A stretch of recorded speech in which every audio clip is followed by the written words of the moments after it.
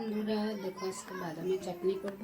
তো এখানে বাদামটা ভেজে বাকলি অল্প অল্প সরিয়ে নিয়েছি। এখানে শুকনা মরিচ, কাঁচা মরিচ, রসুন এগুলো একটু ভাজা করে নিচ্ছি। এখন তারপরে মিক্সিতে দিয়ে পেস্ট করব।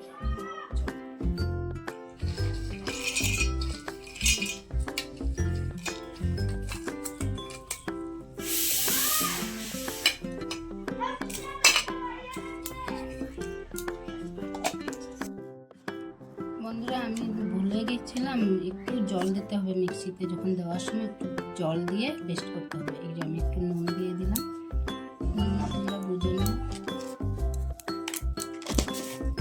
আমরা একটু নুনটা বেশি খাই তার জন্য।